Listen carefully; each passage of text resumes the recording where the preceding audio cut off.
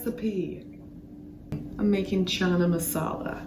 I'm not going to do it the justice it deserves because I don't have that skill. But I am going to make a version that will be easy enough for you to recreate at home. I kind of wung it, kind of made it up on the spot last night, but it turned out well. So I'll link the recipe probably right here. I'll put a little card here, and then I'll include a downloadable PDF for the recipe card for the chana masala as well as the flatbreads. Now, you can do this version either in your slow cooker, which will take a bit more time, probably around 5 to 6 hours in the slow cooker, or if your chickpeas are already cooked, you can just do this right on your stove in give or take about an hour and a half to 2 hours, depending on if you clean / do all that stuff during your cooking, if you know what I mean.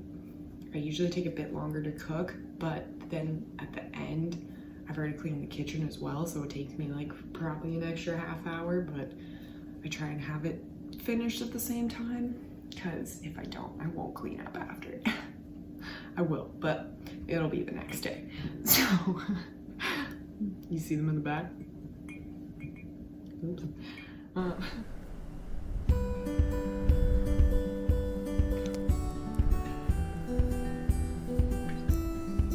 All right, so today we're making some flatbreads.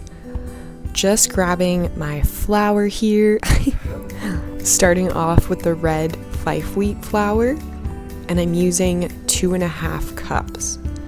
Now you can replace this with any whole wheat flour or even just 2.5 cups of all-purpose as well. Now I'm grabbing 2.5 cups of organic all-purpose flour,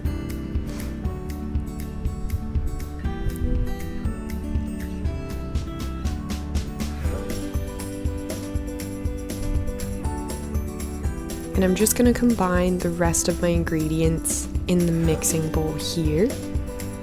So we're going to grab some yeast. I'm using instant yeast, and we're going to be using 2 teaspoons. Then you're going to want to grab a tablespoon and your olive oil, and you're going to need 2 tablespoons of that. Just pour that directly in. And then we're going to need some warm water, and you don't want this to be hot or you will risk killing your yeast. So just a lukewarm kind of bath water temperature. You're going to need 2 cups. And once you have all that together, just grab a wooden spoon or spatula or whatever you have on hand and stir your ingredients until you get to this kind of thick dough. And switch to rolling out with your hands.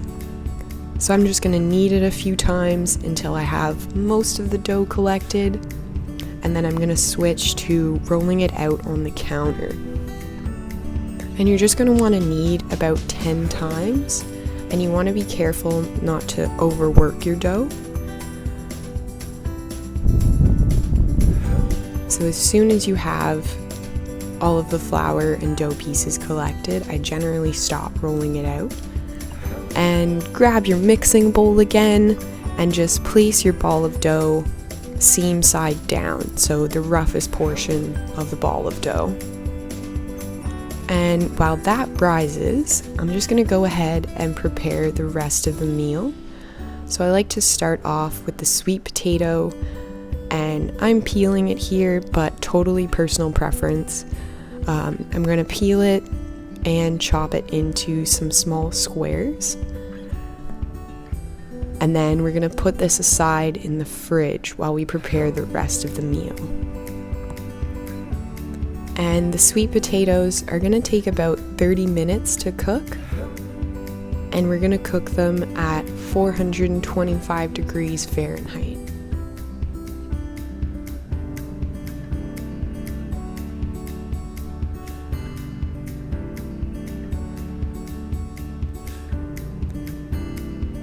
Now to season your sweet potatoes, in this recipe I'm just using extra virgin olive oil to drizzle on, and then I'm going to be using about a half teaspoon of onion powder, about a half a teaspoon of garlic powder,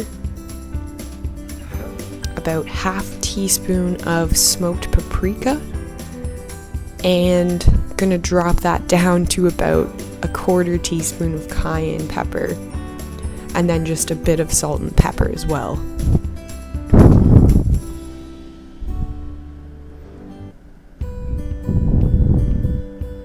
And once you have your potatoes seasoned, go ahead and stir that up.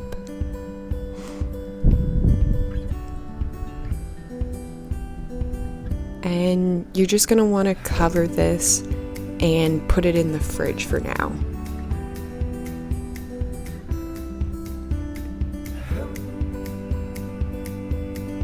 Now we're going to start prepping the ingredients for the actual Chana Masala. So here you're going to want to mince a white cooking onion, or any onion really you have on hand. Cooking onions would probably work the best. But you're just going to want to mince that as small as you can. And then we're going to do the same with some fresh garlic and some fresh ginger as well.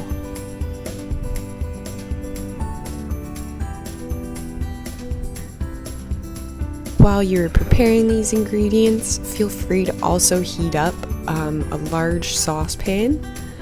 I like to heat it up at medium heat, and I'm going to be using butter as well as a bit of olive oil to saute these ingredients.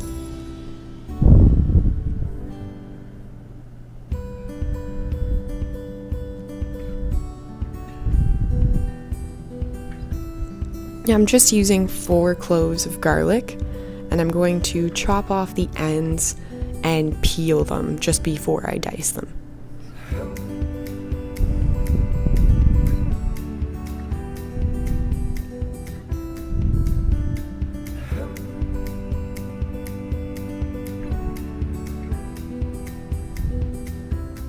And we personally love garlic, so I don't worry too much about getting it super small, but definitely personal preference. Mince it to as small or as big as you would like.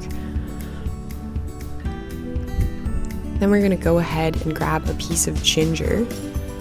So I'm just cutting about a 1/4 inch piece, and I'm going to peel it and mince it in the same way I minced the garlic. And if you don't have any fresh ginger, but you do have ground ginger, you can use that as well. Just want to use about a teaspoon of fresh ginger. Now we have our pan heated up, and we're ready to start cooking our onions and garlic and ginger. And you're just going to want to saute that for about 5 minutes, stirring regularly.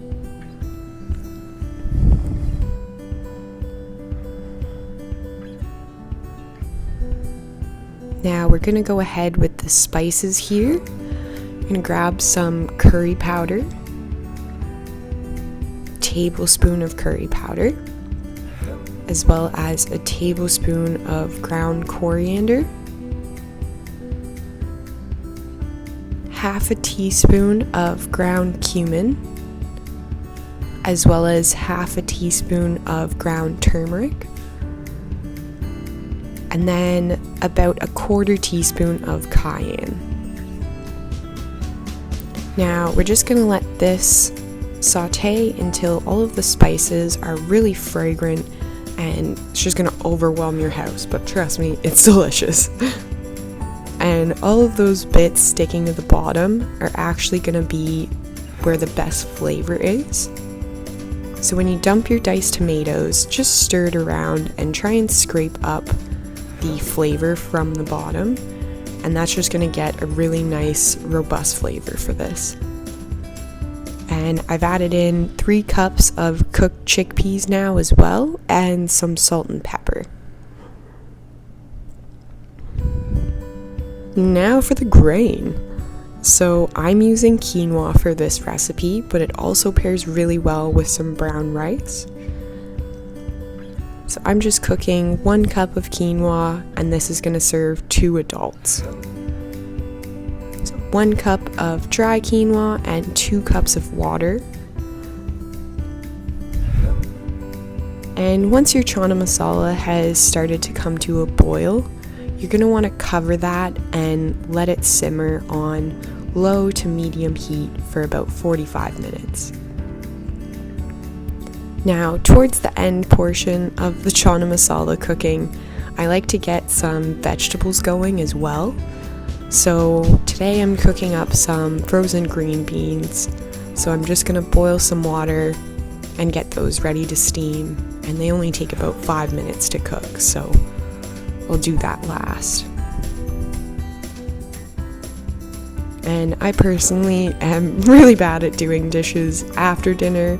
I would much rather do them while I'm cooking and throughout the process, and then I can just relax once I have my food.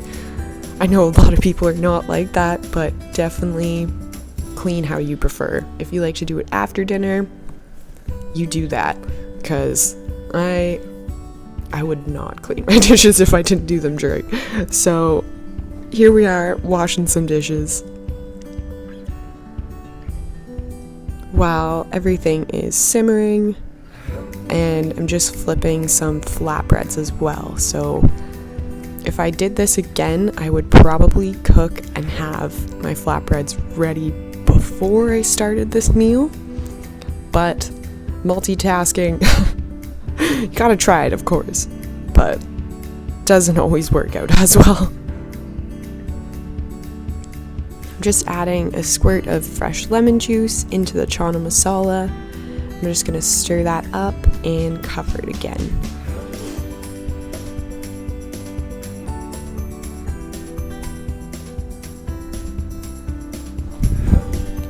Now for serving, I just like to start off with a bed of quinoa or whichever grain you're using. And then you're going to want to scoop up some sweet potatoes right on top of your quinoa. As you can tell, the tongs weren't working as well as I would have liked, so I just reverted to my hands towards the end. But just me and my partner, so we're okay. But might want to use a spatula for serving. And now we're going to go ahead and just pour some chana masala right on top of that.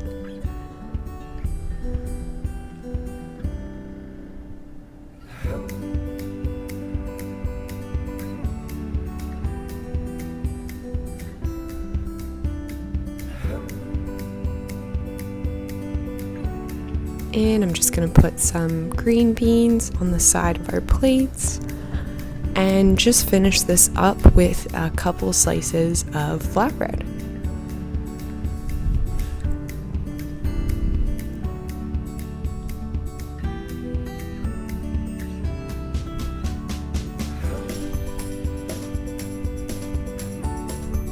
And there we go.